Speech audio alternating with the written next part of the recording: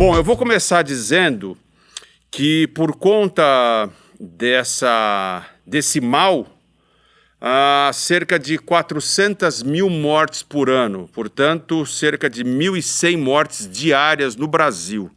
E aí, claro que as pessoas podem imaginar que eu esteja falando, por exemplo, da Covid. Não estou. Nós estamos no mês de Setembro Vermelho e, portanto, vamos falar de males cardiovasculares. E por isso também estamos aqui com eles dois, a Elisa Pritsopoulos. Acertei? Acertou, muito bem. Que é profissional de educação física, e também o doutor Rafael Ozughi, que é médico cardiologista. Tudo bem, doutor? Tudo bem, tudo bem. Eu falei uns números aí que são bem impactantes. É a maior causa de morte do mundo, é isso? Sim, segundo a OMS, né, que é a Organização Mundial de Saúde, as doenças cardiovasculares são a principal causa de morte no mundo. E aí inclui infarto, AVC, né, e todas as outras causas de doença cardiovascular. Antes aqui a gente estava batendo papo, comentando sobre, claro, a beleza da Elisa. E quando a gente fala a beleza, é muito mais por uma questão de saúde até, né? Que é uma pessoa que se cuida muito e ela está fazendo, come direitinho, faz tudo direitinho. Sua mãe é linda também, da mesma forma. Isso tudo leva à saúde e à beleza por dentro também, doutor. Sim, eu acho que a beleza externa nada mais é do que um reflexo do que você cuida por dentro também, né? Então, assim, se você tem uma boa saúde, uma boa alimentação, isso vai refletir na pele, no cabelo, na estética da pessoa. O que a gente vê muito é as pessoas querendo transformar de fora para dentro, né? E quando, na verdade, o mais importante é fazer essa transformação de dentro para fora, né? Com alimentação, atividade física. Sempre foi assim, Elisa, de se cuidar? Sempre foi assim. Eu sempre pratiquei muitas atividades físicas, até, por exemplo, os familiares. Sempre tive uma alimentação regrada, hábitos saudáveis. Então, é realmente uma coisa muito natural para mim, né? Eu até tento passar isso para minha filha também como um exemplo, porque, como o doutor falou, né? A gente pode maquiar de fora para dentro, mas a saúde, o bem-estar, a disposição, eu acho que vem de dentro para fora mesmo, dos hábitos da nossa vida. Vocês dois já foram convidados do nosso programa de Bem com a Saúde Farmaconde, que vocês podem acompanhar também pelo YouTube, pelas nossas redes sociais, pela Rede Bandeirantes de Televisão. E aí eu me lembro muito, Elisa, da sua facilidade quando você foi fazer os exercícios, de postura, de tudo. E a gente falou também sobre as pessoas que querem meio algo miraculoso, né? Exatamente. Eu acredito numa memória muscular, né? A doutora até depois pode complementar. Então, assim, se você tem um hábito por muito tempo, aquilo fica natural para você. Como eu sempre fiz muitos exercícios, para mim é mais fácil, né, experimentar novas modalidades e praticar os exercícios de forma o mais correto possível. E quanto mais parado você fica, é mais fácil ficar parado também. Então, fazer essa quebra da inércia é bem importante. E aí, doutor, os caras querem milagre mesmo? Infelizmente, a gente quer milagre, né? Mas, assim, complementando o que a Elisa falou, né, a nossa cabeça, as pessoas têm que entender que nossa cabeça trabalha contra o nosso corpo. A nossa cabeça sempre quer economizar energia, sempre quer consumir o máximo de calorias possível, porque isso é uma ancestralidade muito grande. A gente não carrega só o gene físico, a gente carrega o gene psicológico também. Então, na nossa cabeça, na ancestralidade lá atrás, a gente tinha escassez de comida, né? Então, assim, e a gente não podia gastar energia, porque era escassa a comida. Eu acho que a minha família sofreu muito com fome. Meus ancestrais não tinham nem caverna, eu acho. Olha, pensa num caboclo ansioso para comer. E aí... Fala, doutor, desculpa. E se você pensar, né, assim, a gente tem que dormir bem. Então, assim, na época das cavernas, né, chegava à noite, todo mundo ia dormir. Porque tinha que guardar energia, aumentar a testosterona durante a noite, para quando acordar, caçar o primeiro alimento que tiver. Então, assim, hoje a facilidade da alimentação, a alimentação industrializada, hipercalórica, tudo isso contribui para a gente ficar cada vez mais sedentário, só que a gente não mudou a nossa cabeça. O que a Elisa falou é muito importante, da questão da memória, né? Quando você começa a mudar um hábito, a gente passa por etapas para conseguir criar um hábito novo, né? Então, assim, a gente divide teoricamente ali em 4 etapas, né? Tem o cara que é inconsciente e incompetente. Ele não sabe o que ele tem que fazer e ele não faz. Quando ele se torna um consciente e incompetente, é aquele que sabe o que precisa fazer, mas ainda não começa a fazer. Todo mundo sabe que tem que comer bem, se alimentar bem, fazer atividade física, mas não faz. A terceira etapa é o cara que se torna consciente e competente, né? Ele começa a fazer uma atividade física e é nessa hora que a maioria das pessoas desistem. Por quê? É muito difícil fazer atividade física para quem não está acostumado, porque gasta energia, né? Gasta tempo, o cara é ansioso, tem que trabalhar, tem um monte de coisa para fazer. Mas se ele persiste ali por alguns dias, e aí o profissional de educação física, uma nutricionista, vai fazer a diferença. Porque as pessoas se comprometem com os outros, não se comprometem com ela. Então, assim, é muito mais fácil. Nossa, se a Elisa está lá me esperando para ir na academia, Exatamente. então eu vou ter que ir, né? E aí vem a quarta fase, que é quando você cria o hábito. O hábito nada mais é do que você ser um competente e inconsciente. Você começa a fazer de forma inconsciente as coisas. Já virou rotina, né? Você, do mesmo jeito que você acorda, lava o rosto, escova o dente, você faz o seu exercício em determinado momento, faz uma seleção de alimentos mais naturais, mais saudáveis e vira um hábito. Eu tô pensando aqui em que fase que eu tô. Que fase você tá? Eu prefiro não comentar, mas não, eu acho que eu tô na fase 3. Eu tenho consciência e tô aí na busca, né? Persistindo para mudar. E, naturalmente, eu comecei a falar sobre números, porque, afinal de contas, lembrando, nós estamos no Setembro Vermelho, é uma conscientização sobre a saúde do coração, cuide do seu coração, isso é muito importante. Dia 29 de setembro, inclusive, é o Dia Mundial, né, preconizado pela OMS, para conscientizar o mundo sobre a saúde cardiovascular. E um outro número bem importante é que no Brasil cerca de 38 milhões de pessoas sofrem de um mal silencioso, muitas vezes silencioso, que é a hipertensão. São os números, né? 9 por 14, a coisa já está começando pro vinagre, né, não? Isso. Assim, às vezes falando esse número, as pessoas não têm uma real noção do que é a hipertensão dentro da sociedade. Mas, para você ter uma ideia, quase 50% da população é hipertensa. Desses 50%, só 30% tem a pressão controlada. Então, assim, é uma quantidade de pessoas sob risco muito grande, né? E é aquilo que você falou, acima de 14/9, pelo menos em 2 medidas, em dias diferentes ali, já abre uma atenção para você procurar um médico para investigar. E é uma doença, infelizmente, silenciosa. E a maioria das pessoas descobre que é hipertenso porque tem uma dor de cabeça ou passou mal, quando vai no pronto-socorro para medir, que descobre que está hipertenso. Mas não foi a hipertensão que levou aquele sintoma, né? Ele foi lá por algum outro motivo e aí descobriu ser hipertenso. Por uma questão de hábitos mesmo, né? Que Exatamente. Então, você, quando dava aula mais em academias e tudo mais, tinha ali os seus alunos particulares, tudo, o que você percebia sobre evolução? Só com exercício já evoluía? O que você percebia? Já evolui bastante, né? O exercício bem controlado, principalmente para pessoas hipertensas, né? Que é o tema que a gente está tratando, ele ajuda, né, nessa manutenção. Doutor, depois também, por favor, pode me corrigir se eu estiver errada. E consegue até ajudar na medicação, né? Obviamente, o paciente jamais vai tirar medicação por conta, só porque está fazendo exercício. Mas num trabalho multidisciplinar, o exercício pode sim ajudar, né, no controle dessa pressão alta e vai ajudar em outros aspectos, como a redução do peso corporal, vai diminuir o sedentarismo, que também são fatores de risco para, né, quem é hipertenso. Além de começar a se alimentar melhor, né, o exercício ele promove essa mudança de estilo de vida.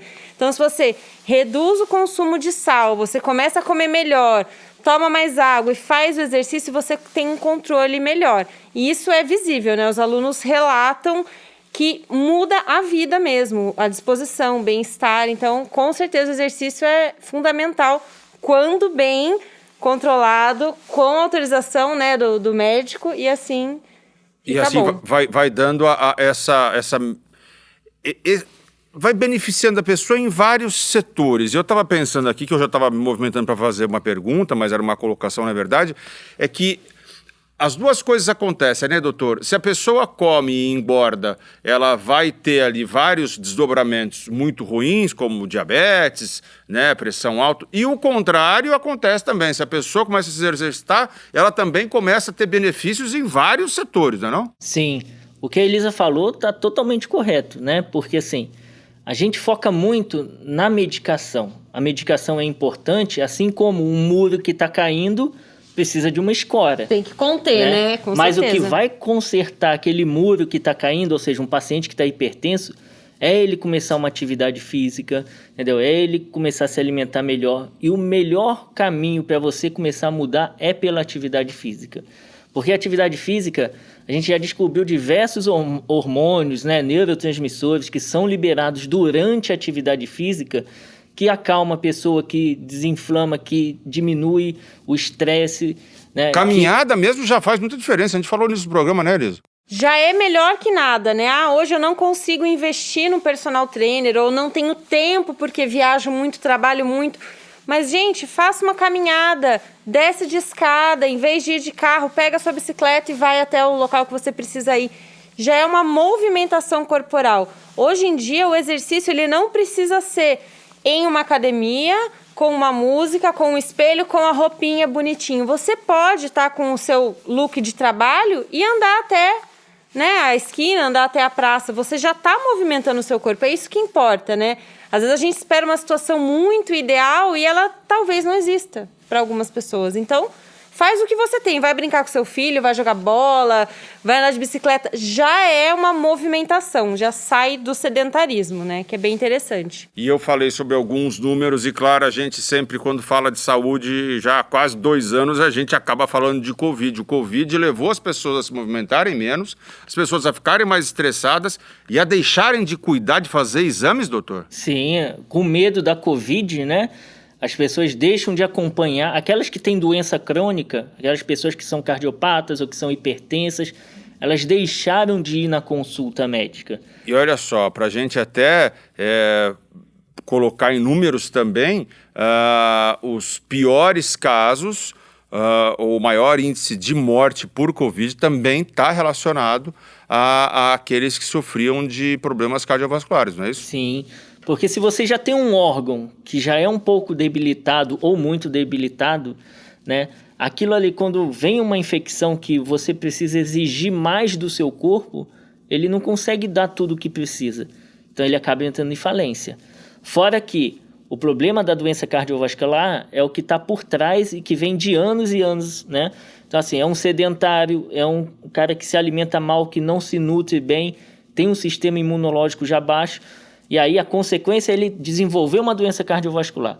Mas quando você olha por trás o que está ali, né, tem um monte de fatores ali, como o próprio sedentarismo, né, que já contribui para que ele vai evoluir de forma pior. É o que a gente viu. Primeiro eram os pacientes com doença cardiovascular, diabetes, né, renal crônico. Aí depois a gente descobriu que não, os obesos também evoluem pior. Por quê? Pela dinâmica, pelo excesso de inflamação, pelo sedentarismo.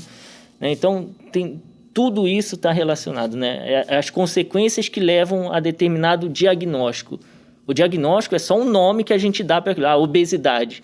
Mas o que está por trás da obesidade? É só a ponta do iceberg, né? O que vem, a fila que vem atrás são diversas patologias, né? Quando você tem um novo aluno, alguém que você vai treinar, Elisa, quais são os exames que você pede? E, doutor, da mesma forma, quais são os exames básicos que as pessoas devem fazer? Bom, para começar do zero, eu preciso de uma autorização, né? Um atestado médico, que eu sempre converso com o aluno para que seja um atestado real. Porque o que acontece, né? Meu parente é médico, o cara vai lá, assina e a pessoa realmente não fez o check-up. Então é importante que ela tenha o check-up cardiológico, um exame de sangue em dia, né? Pra gente ver se tem algum problema com triglicerídeos, se ele tá com alguma disfunção hormonal, que o exercício pode piorar ou ajudar. E é aí que eu vou conseguir moderar o tanto de intensidade que eu consigo dar para essa pessoa. Além de uma anamnese básica, do tipo, você sente dor no peito, você sente tontura. Pode parecer bobeira, mas às vezes a pessoa fala, nossa, vira e mexe, minha pressão cai. Não, então você tem alguma coisa, né? A gente pode investigar. Então, essa conversa de conscientização, ela é super importante, além dos exames que a gente pede, né? De liberação mesmo para iniciar. O que são exames recentes de sangue? De quanto tempo, doutor? Pelo menos não tem uma definição exata de quanto tempo vale um exame, né?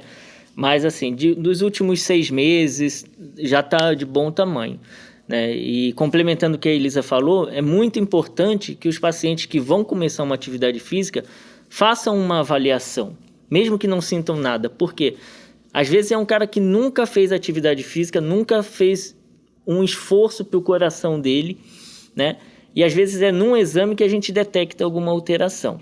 Mas o mais importante que eu gostaria de deixar de recado, Vinícius, é o seguinte: não tenha medo de começar uma atividade física. O que a Elisa falou está correto, está extremamente correto, mas assim, tudo depende da intensidade. Você não precisa ir num médico para começar a caminhar. Você pode começar a caminhar, você pode começar com um personal com carga baixa, né, se ele não sente nada. E aí ele vai fazer um check-up para poder evoluir durante o acompanhamento com o educador físico, para poder evoluir na carga, na intensidade, para ganhar mais rendimento. Aí sim, quando começa a exigir demais, um pouco mais do coração, aí vale a pena ter esse check-up aí. Mas se ele sente alguma coisa, vale a pena investigar. Nesse quadro da pandemia, o que a Sociedade Brasileira de Cardiologia e a própria Sociedade de Medicina do Esporte também recomenda é que todo mundo que teve Covid, né, que passe por uma avaliação, pelo menos com um eletro e uma avaliação cardiológica ou com médico, tá, para avaliar se não teve nenhum comprometimento do Covid. Porque eu sei que o tema não é esse, mas falando de doenças cardiovasculares, e a gente está no Setembro Vermelho, né, a gente sabe que o grau de comprometimento da Covid, os sintomas, se você só teve uma gripezinha ou ficou internado, não tem uma relação direta com se comprometeu ou não o coração. Então, tem um estudo australiano que testou jogadores de rugby que tiveram Covid, mesmo os assintomáticos, todos foram para a ressonância cardíaca para avaliar se tinha miocardite. Em até 3% desses jogadores tinham algum comprometimento cardíaco, mesmo não sentindo nada, só sendo portador do vírus. Então, é importante investigar, porque a miocardite, que é a inflamação no coração, devido, nesse caso, ao Covid, né, pode desencadear uma arritmia durante o esforço e causar uma morte súbita. Mas, assim, não é para colocar medo, caminhar, baixa intensidade, pode fazer. Agora, vai aumentar a intensidade, né? E aí a sugestão é que procure para fazer uma investigação melhor. E eu acho que nesse caso o melhor pensamento é o seguinte: se você está esperando, de novo, o momento ideal para começar a se movimentar, lembre-se que o sedentarismo, que é enquanto você espera, pode ser muito mais nocivo do que começar numa boa. Entendi certo, né, doutor? Com certeza. E, bom, a gente está falando de todas essas questões e, de novo, sobre o mês de Setembro Vermelho, que é uma conscientização, e a gente precisa falar, doutor, quais são os sintomas aos quais as pessoas devem ficar atentas. Você já teve algum caso de alguém que passou mal durante a aula, alguma coisa, Elisa? Ou na academia, já viu? Já, mas coisas leves. Graças a Deus. Exatamente. Graças a Deus nunca passei por nada muito grave, assim. Mas quais são esses sintomas, doutor? Sim. Se a pessoa ela tem dor no peito, principalmente quando faz algum esforço, uma falta de ar, às vezes em repouso ou mesmo durante um esforço, uma falta de ar que não é condizente com a quantidade de exercício que ela está fazendo, se ela já teve desmaios, né, ou se tem tontura durante a atividade física, uma palpitação excessiva, tá? Se acorda à noite com falta de ar, tudo isso são sintomas que você tem que passar por uma avaliação para investigar, pelo menos. E só se tiver cada um... Eu estou até gaguejando, doutor, porque eu não posso ouvir médico falar assim, então eu começo a ter tosse. Começa a dar um piripaque. Mas vamos lá. Se eu tiver um desses sintomas, já merece uma atenção. Se tiver um desses sintomas, já merece atenção. Tá? É lógico que esses sintomas podem ser qualquer coisa, tá? Desde um quadro de uma ansiedade até uma doença cardiovascular. Só que você tem que investigar, porque a ansiedade, é o que a gente fala, os sintomas decorrentes de uma ansiedade é um diagnóstico de exclusão. Primeiro você vai investigar o que pode te matar de forma súbita, que é a doença cardiovascular. Não tem nada disso, Então aí a gente começa a investigar outras coisas até fechar um quadro que, olha, pode ser realmente um quadro de ansiedade que não deve ser menosprezado, né? Antigamente tinha muito assim, é ansiedade, então... É frescura. É frescura, Não é. Com certeza. A ansiedade está relacionado como fator de risco também para a doença cardiovascular. Existem doenças específicas aí, não vou entrar em detalhe, mas que você já deve ter visto, né? Casais de vozinho que um falece, uma semana depois o outro infarta. Na verdade, não é um infarto, é uma descarga adrenérgica tão grande que causa uma cardiopatia, que é o coração como simula um infarto, e realmente a pessoa pode evoluir a óbito. É o que a gente chama de síndrome de Takotsubo, que foi descrita primeiramente no Japão. Então, olha como as questões psicológicas influenciam na nossa saúde. Assim como fibromialgia, psoríase, né? Diversas outras doenças aí que a gente poderia citar. Essa descrição que o senhor falou tem uma relação com aquilo que chamavam no começo do século passado de coração partido. Síndrome do coração partido, é a mesma coisa.